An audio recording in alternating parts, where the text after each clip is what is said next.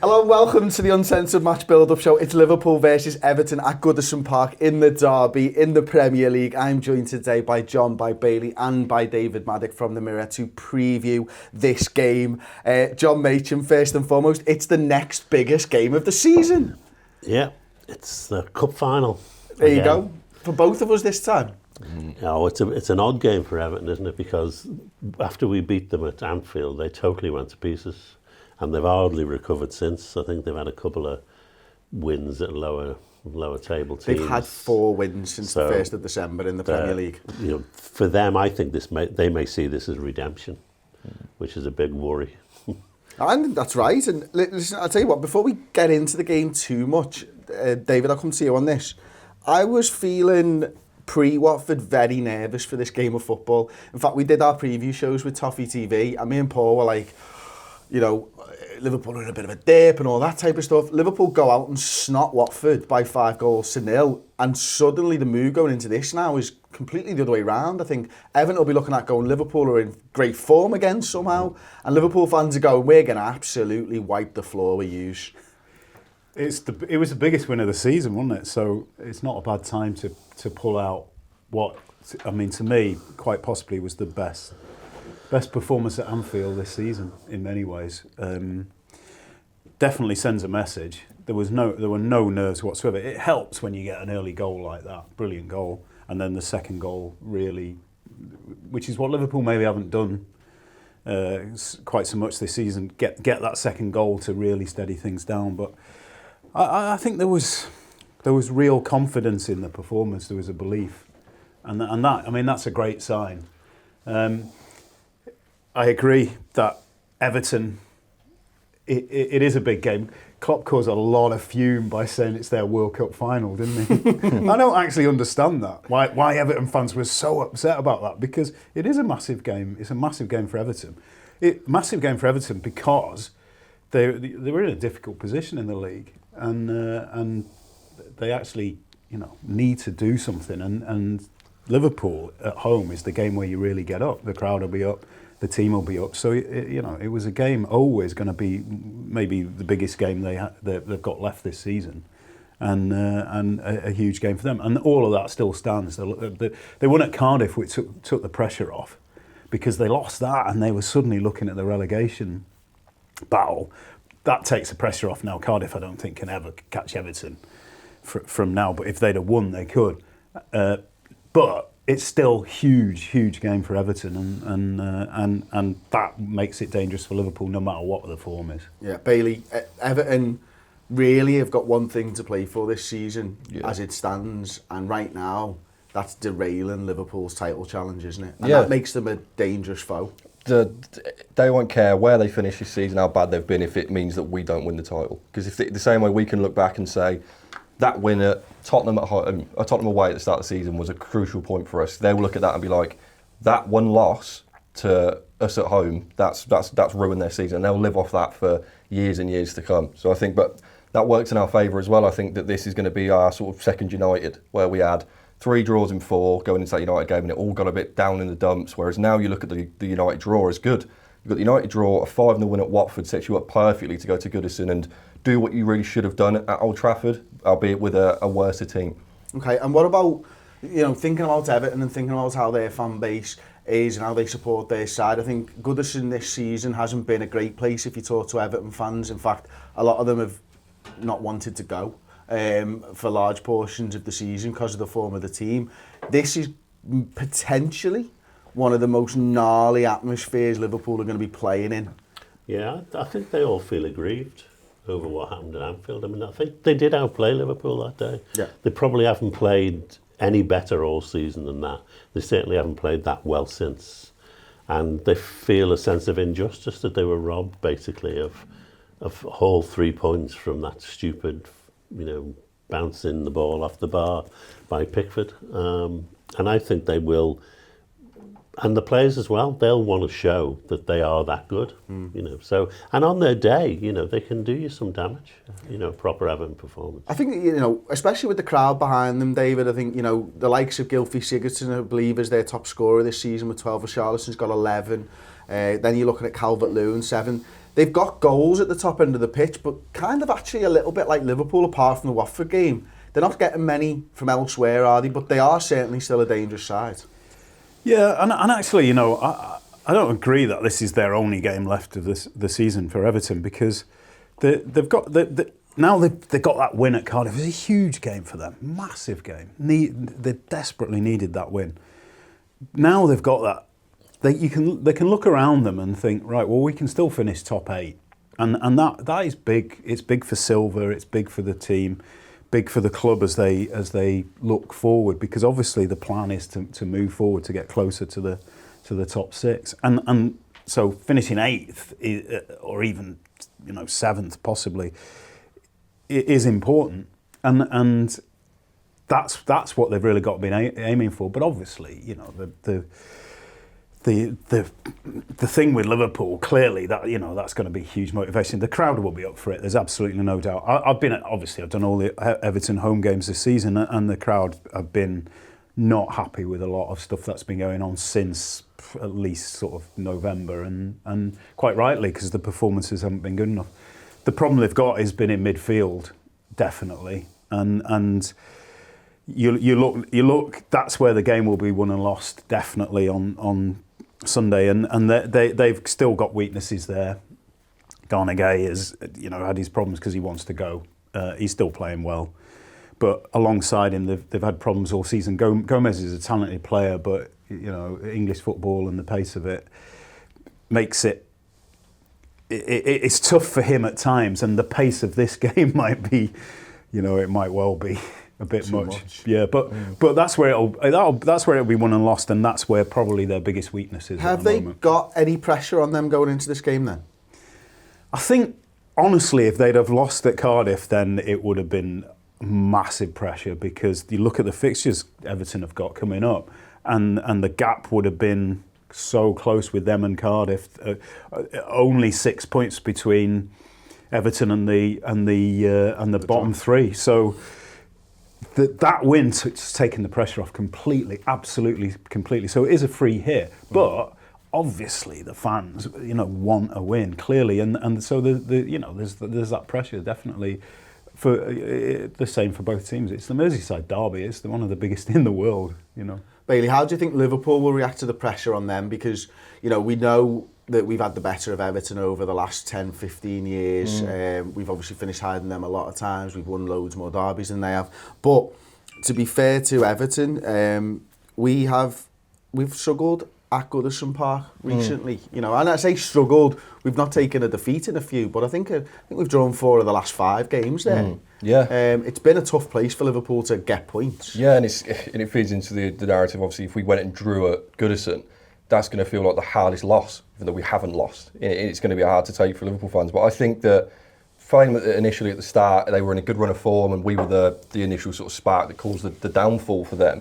Whereas now we've had that time to figure out really what their weaknesses are, and obviously we've looked back to last night, the set pieces that we were taking, the goals we scored off of them. I think that's a massive fear for them. I know they've been okay recently with the way that they've set up with them, but there's massive tiff amongst the Everton fans. All they talk about is zonal marking, isn't it? So about this zonal marking sort of crisis that they've got, and I think we can look at that and be like, Trent, Robertson, every time you're close to that in their half, you get a ball in every set piece. Trent, with those venomous crosses that he provided so many times last night, and I think they'll be scared.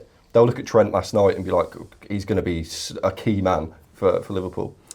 John, David mentioned the middle of the park being a key battleground in this fixture. I think, you know, Liverpool have got the better of the midfield battle for the majority of games this season. I think what we're seeing now with the likes of Fabinho playing in that 6 role on his own, or sometimes in a double pivot with the likes of Wijnaldum, they're really taking the game by the scruff of the neck. Who do you imagine Jurgen Klopp will pick in this game? And, you know, I'm thinking Milner's experience might be something that we want, or do you bring the captain back in, Jordan Henderson? I think Henderson's coming back in.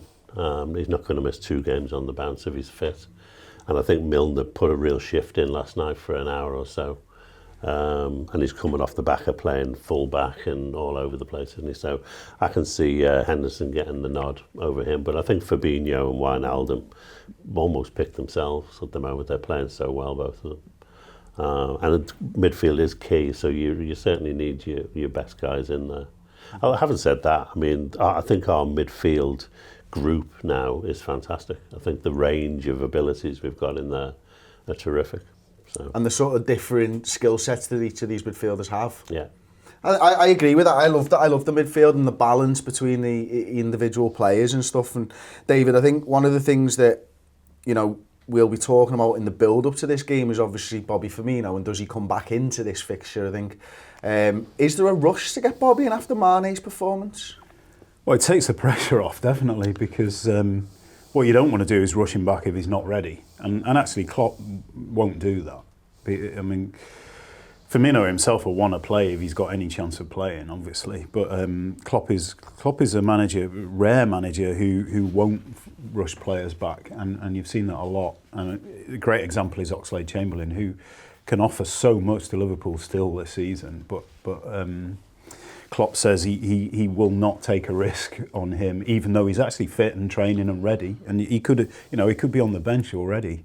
Wow. But he won't do that, and he could be another month away before you actually see him in the first team squad because of Klopp's insistence. And I think he won't risk Firmino. And Firmino, no matter what he says, there was no chance he had any chance of playing against Watford for sure. So unless he trains every day between the Watford game and the Everton game, there's no chance he'll start either on Sunday. So and Mane, as you point out, or Salah or Origi, they offer real alternatives now. Is that something that we can do, really? Can we use this to our advantage now? Because I think against Watford, they had no clue that Mane was playing centre-forward, because nobody in the world knew Mane was going to be playing centre-forward there against Watford. Nobody thought. For all the fan channels and all the journalists and all the fan media and every Liverpool fan around the world, not one person thought Mane was going to be playing number 9. Can you now go, Salah's going to play number 9 because they think Mane's going to... You know what I mean? Does that give us options where Everton are going, I've got no frigging idea who to plan for here, because if Salah plays there, we've got to play differently to how Mane plays there. And if Origi plays there, you know, Pickford's got to be careful, and all this type of stuff. So who do you think will start up front for Klopp? I think it's going to be a nightmare for managers of the rest of this season to figure us out, even when we have an injury problem with Firmino. And you named your podcast, didn't you? How do we fill the Firmino hole? And it was like Paul named that one, not me. And he was very proud of that title. And YouTube brilliant. comments seem to really enjoy it as well. Good. Well, I think everyone was thinking in the aspect of how we're going to like for like replace him. And the thing with Firmino is you can't. He's so good at what he does. There's nobody else in football that can do that. Is that versatile around that box area. And everyone was like, Sturridge is too lazy. You can't fill that role. We haven't seen enough of him. Nobody expected to go that. Nobody expected Origi and Mane to just swap.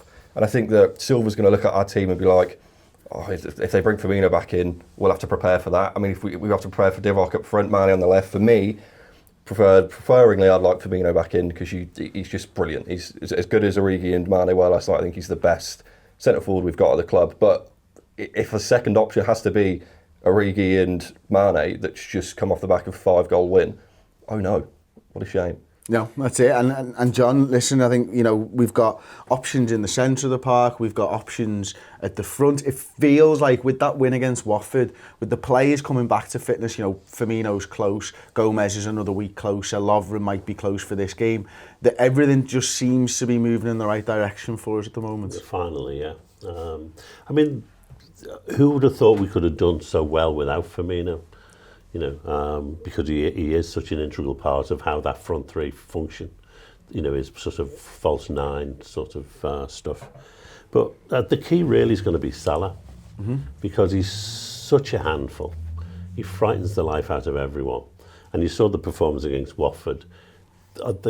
Our right side of the pitch was just devastating. Even though he didn't score, he terrified the life out of their defence, and he's going to do the same to Everton wherever he plays. And all putting Salah up there on the right hand side does is it means that the team have to really think about it. You know, they have to maybe double Salah at times, and all that does is create space for Trent, who after last night's performance, if Trent can maintain that level and the accuracy of those crosses, then you know it's a devastating weapon. Well, you look at it and you think he's got 3 assists the other night. You get Robertson there with 2 assists, I think. We're gonna give him the Origi one, even though maybe it wasn't, David. But that's how Liverpool play. That's how Liverpool break teams down, isn't it? We use modern fullbacks and we get them forwards and we pin the team back and we say, go on, try and stop us. Yeah. Hey, on that, right at the end of the game last night, right at the end, Klopp goes to the cop and he gives his punch in the air and stuff, and they loved it. He walked off and Robertson and Trent were walking off together, and he ran in between them, put his arms around them, and then he went to Robertson, pointed at Alexander-Arnold and then went back to him. And he was clearly saying, he's got more assists than you tonight, mate. They've had yeah, the bet, because of the bet they've had. He was clearly saying that to him. So even Klopp's like now definitely trying to get the rivalry going between them to increase the assists. Well, did you, from where you were, did you hear the cop before Klopp give it that? Because we booed him. Because he didn't give us it. Because he didn't do it, I know, yeah. And doesn't that tell you something about Liverpool fans and that unique bond that it was you a have? great moment, actually, when he pretended to walk away and then ran back, and it was a big moment. I loved it when he went to Robertson and Trent. But going back to your original point, it's funny, because after the game, I asked Klopp in the press conference about when he decided, at what point did he decide to put Mane in, because it was such a surprise. And even the Watford manager admitted that he had no clue Mane was going to play there. And Klopp said, absolutely straight away, it was the first decision and the only decision, and we stuck with it straight away after the United game. And then he explained that Mane brings, in those tight areas, obviously it's going to be tight with Watford, good defenders, going to fill the box. And he said in the tight areas, he's quick, he's got great movement, he's really sort of nimble on the ball and can move the ball around. And that he really did expect him to perform like that. Obviously didn't expect the goals, but expected him to create the space and allow others to utilise it.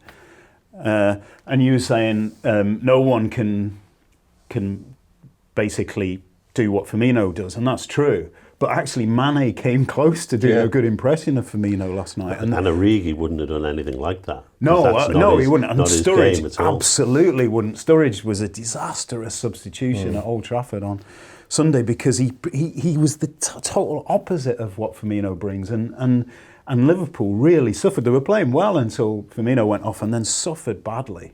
And Klopp made a mistake in bringing him on, Sturridge on, but he certainly realised that mistake and made up for it with his decision last night. Yeah, just to add to that, I think that as much as we say the hole that Firmino leaves, when you bring Mane in central, there's a hole on that left wing, because the work rate that he gives dropping back, that's so hard to sort of duplicate at the same time. And I think Origi did a fantastic job of coming back, covering. When he comes out and sort of sees balls out for goal kicks, it's like that's the level of expectations that the front three brings is like so hard to get any of them out, because their level is so high.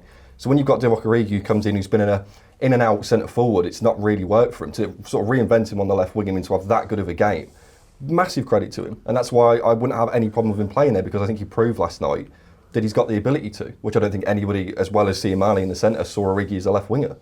I know, especially when Shaqiri sat on the bench. Yeah. You know, you think, does Shaqiri go over on the right-hand side? I thought Salah would play up front, to play Mane on the left-hand side. But now coming back to the Everton game, before we get into those preferred 11s, because it feels like where we're naturally going right now, we've got an ad break, and our ad breaks are normally videos that we filmed. I'm going to level with you. Me and David haven't filmed this video yet, so the ads for the newsroom show, that is going to be absolutely amazing. I promise you this. We've done 2 newsroom shows so far together. They've been brilliant every single time. I have no idea what we're going to talk about in this clip, so you tell me when we come back. Dropping points is normal. The last couple of years, City didn't drop many points, and Liverpool have not dropped many points this season. And it's changed perception. Now, maybe as well because of, I know, society's changing, social media, whatever, you know, I mean, that's a totally different conversation, but people it's a more and more instant society. More and more people want, and it's a more and more reactive society, because maybe there's more outlet to actually react. Maybe down the pub, everybody was always going, "This is a disgrace," just because you've drawn one game. But you just now you've got Twitter, this narcissistic echo chamber. Exactly this. Echo chamber. You carry on. And it just it's all sort of self-fulfilling, isn't it? And once one blows up, another blows up, and you just see it, and it permeates your life at all times. Absolutely, but I think it amplifies it, and it also influences other people far more. So it's almost like it's like panic when there's when there's a crisis, and one person panics and the rest panic, and they're all legging for the exit. That's exactly what's happening. Liverpool draw a game and everyone's legging for the exit, and it's like, just stop. You don't have to leave. I told you. Fantastic. The show's over on the redmentv.com. It's £5 a month. First month is free. If you like it, keep it. If you don't like it, fuck it off. It's fine. You won't have been charged a penny. That's advertising Redmen TV style. So into the preferred 11s. David, I'll start with you because that's what we normally do. I'll go through your side, and maybe if you can explain some of the decision making around it. So we got Alisson in goal. I think that's obvious. Yeah. He's not Mignolet. Trent, Van Dijk, Lovren and Robertson are your back four. Yeah. What's the thinking behind bringing Lovren back in over Joel Matip? Well, first of all, I'd say he ain't bringing Lovren back in. Okay. He won't. Lovren will be fit for the game, but he'll have trained all week. He'll be fit, but he won't bring him in, obviously. But for me, Lovren, I mean, we've spoken about this before on different shows, and Lovren brings something that Liverpool's defence doesn't have. And you look at the stats, and Lovren's been outstanding this season. Probably, in a way, his stats are even better than Van Dijk's. And it's no coincidence that Liverpool, when they went through that run of not conceding goals, Lovren was a big part of that. And people forget that. And since he's been injured, obviously they've had a few defensive problems, but since he was injured, they've conceded a few goals. And for all the fact, and I know this is going to get a lot of hate, but for all the fact that a lot of Liverpool fans still don't trust him, I think for the errors, the occasional errors that he makes, he brings a lot to the side. And I like him. I like Gomez as a partner for Van Dijk, and I like Lovren as a partner for Van Dijk. And that's not to say Matip hasn't done a good job, because he has. He's great, and he's good on the ball. He brings the ball out brilliantly. But there's just that aggressiveness about Lovren that I really like. And also, he played in a World Cup final, and he played alongside an absolutely terrible centre-half. Terrible. He was so bad that the guy I can't even pronounce his name. Guy plays in a World Cup final, and not one Premier League club tries to sign him. You know what Premier League clubs are like when anybody does well at the World Cup? They're straight out there. Nobody was interested in him. That's how bad he was. And Lovren nursed him through to the World Cup final. Jesus Christ. He was a donkey for centre half. The fellow with the ponytail, isn't he? Yeah, that's it. He's brilliant. terrible. Absolutely terrible. So that tells you that Lovren's better than people think. That's brilliant. I'd have to say, though, that if Lovren's stats are better than Van Dijk's, it's saying something about statistics rather than... Yeah, well, I mean, fair, but obviously, yeah. But stats can tell you certain things. Stats can tell you Lovren's not as bad as the fans think. That for sure. I know, I agree. I actually think there's a partnership growing between Matip and Van Dijk at the moment, and I'm very much a bit old school, and I like the defence to kind of say the same. I know John's exactly the same for that. Sometimes I just like to see them. Don't change if you don't have to. Yeah, I think so. But I agree with you. I think if I was to rank the centre halves, I'd put Matip fourth on the list. I think Lovren's a much better I don't centre-half. think the fans hate Lovren so much because he's poor. They hate it because he's got a disaster waiting to happen in him. Every now and again, So he'll it's just fear. go to pieces in a game, and people are just scared to death that this is the game. It was Tottenham in last October. I mean, a year last October was probably his last one of those. Yeah.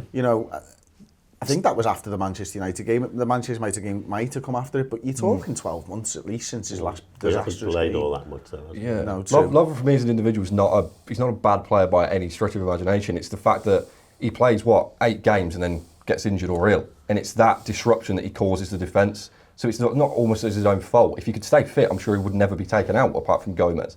It's the fact that you have to make do with planning him getting injured, and then that's what you say about disrupting a back line. It's not that he's not gifted or talented. It's that when he plays 8 games, those next few games when he's not in, when you have to bed somebody new in, that's where the problems occur. And that's, like I say, it's just, I'd love him to be fine if he could stay fit, but he just never is. He's always got the sniffles, hasn't he? Onto your midfield then, David. You got, it looks like a 4-2-3-1, and you've got Keita in a more advanced role. I'm hesitant to say 10. Maybe it's just a 3-man midfield with a double pivot. Yeah, it's a double pivot really, and Keita sort of playing in a more attacking role out of that 3, if you like. So not quite a 10, but more or less maybe playing the role that Lallana sometimes played a couple of seasons ago when he was so good. Not quite a 10, but playing advanced and with 2 behind him. Yeah, I'd like to see that against Everton, because, as I say, Everton have got if they've got a problem, it's in midfield.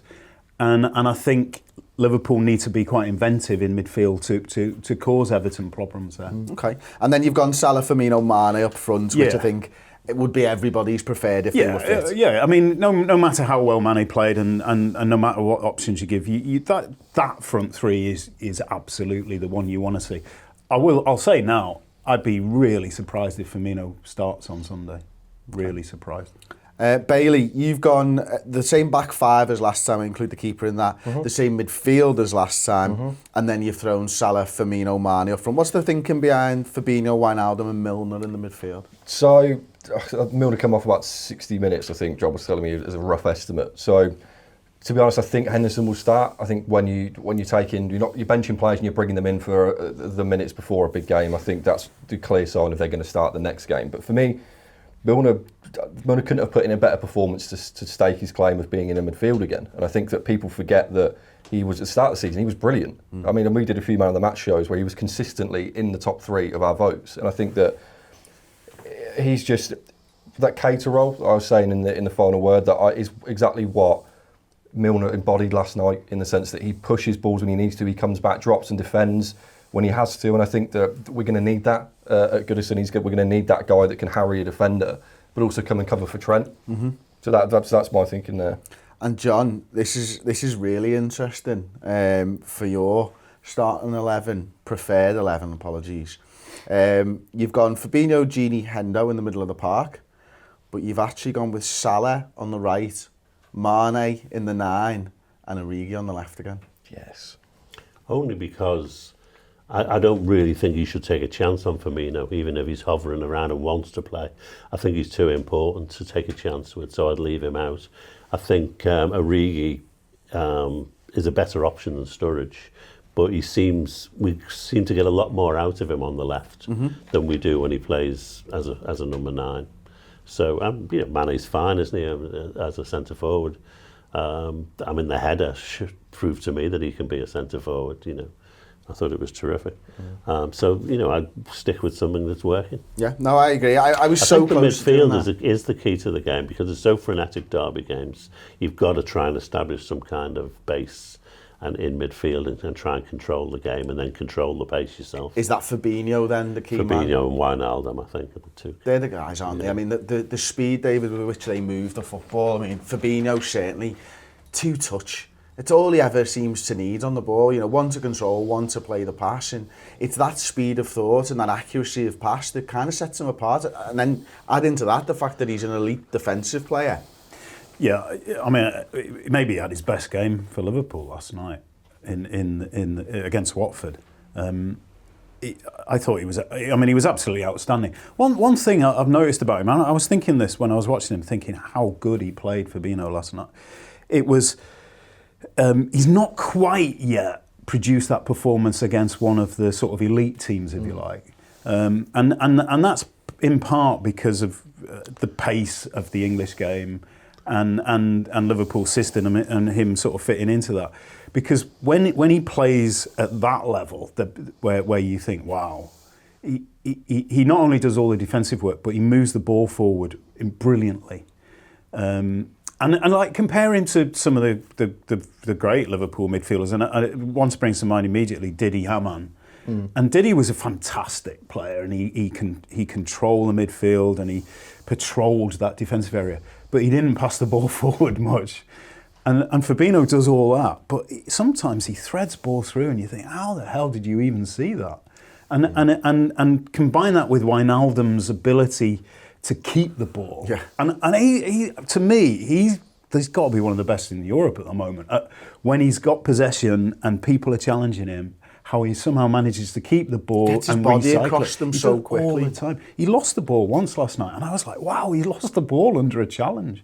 And I think it might have been Troy Deeney smashed him, and he actually lost it. And I was like, it's so rare. But the combinations of those two gives Liverpool the ability to get the ball through the congestion of midfield. Wijnaldum in holding players off, turning and still getting it forward, and Fabinho picking those passes.